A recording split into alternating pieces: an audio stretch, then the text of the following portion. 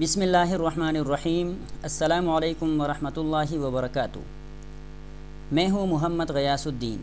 محترم ناظرین و سامعین، اردو زبان میں تذکیر و تانیث کی پہچان کے حوالے سے یہ ہمارا دوسرا لیکچر ہے۔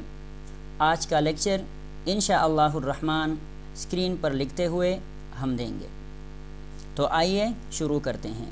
اردو زبان میں تذکیر و تانیث کی پہچان، لیکچر نمبر 2، قاعدہ نمبر 1۔ پہلا قاعدہ ہے، جو لفظ تفعیل کے وزن پر ہو وہ مؤنث ہوگا۔ مثلاً تسلیم، تقسیم، تصنیف، تالیف، تقدیر وغیرہ بہت سارے الفاظ ہیں۔ یہ سارے کے سارے الفاظ کیا ہیں؟ مؤنث ہیں۔ البتہ اس قاعدے سے چند الفاظ مستثنی ہے۔ ان میں سے مستثنی الفاظ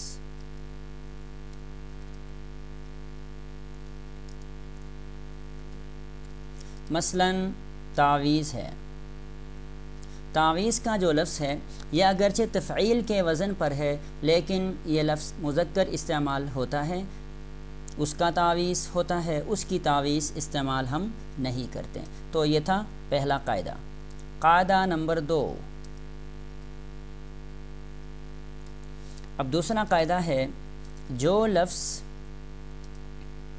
تفاعل کے وزن پر ہو، جو لفظ تفاعل کے وزن پر ہو،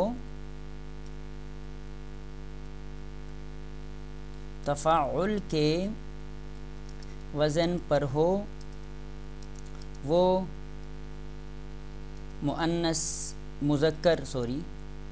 وہ مذکر ہوگا۔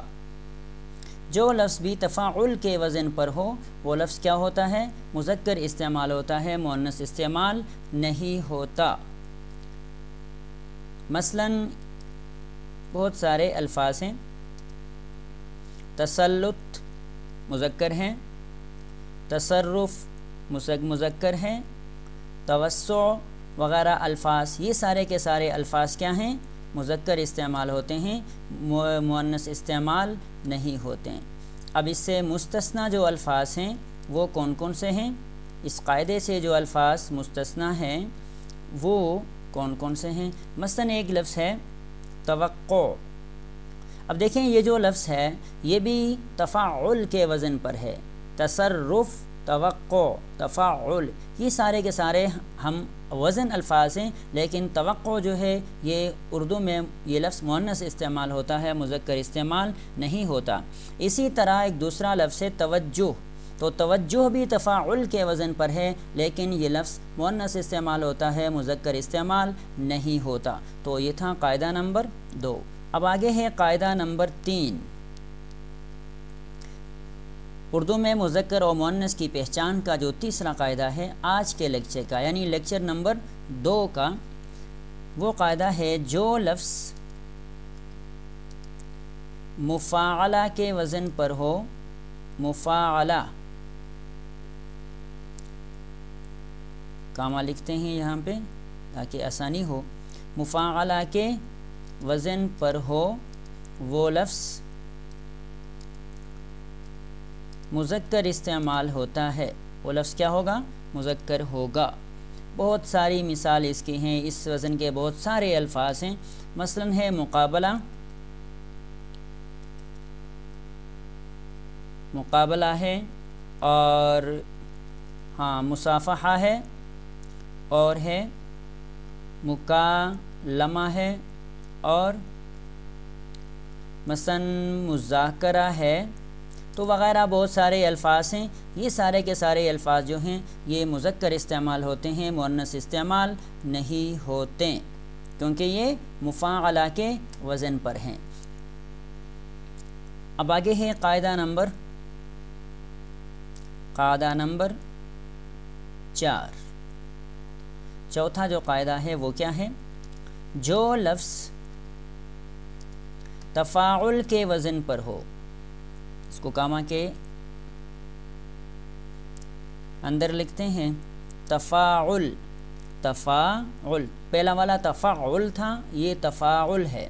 तफ़ाउल के वज़न पर हो वो लफ्ज़ मुज़क्कर होगा। अब इसकी मिसालें क्या क्या हैं? तो बहुत सारे अल्फाज हैं जो तफ़ाउल के वज़न पर हैं, जो मुज़क्कर इस्तेमाल होते हैं। मसलन एक लफ्ज़ तसामुह, गलती को बोलते हैं तसामुह, या मुज़क्कर लफ्ज़ है। इसी तरह तसाहुल, सुस्ती को बोलते हैं, तो ये भी मुज़क्कर है। इसी तरह और दूसरे अल्फाज भी जो इस वज़न पर हैं वो अल्फाज क्या इस्तेमाल होते हैं? मुज़क्कर इस्तेमाल होते हैं। तो ये था आज का लेक्चर, जिसका ख़ुलासा ये हुआ कि जो लफ्ज़ भी तफ़ईल के वज़न पर हो वो क्या होता है? वो मुअन्नस इस्तेमाल होता है, और सिवाय किसके? तावीज़ के और चंद अल्फाज के। जो लफ्ज़ तफ़ाउल के वज़न पर हो वो भी हमेशा मुज़क्कर इस्तेमाल होता है, सिवाय तवक्को और तवज्जुह के। और तीसरा कायदा है जो लफ्ज़ मुफ़ाअला के वज़न पर हो वो लफ्ज़ क्या इस्तेमाल होता है? मुज़क्कर इस्तेमाल होता है, और मसलन मुकाबला, मुसाफ़हा वग़ैरह।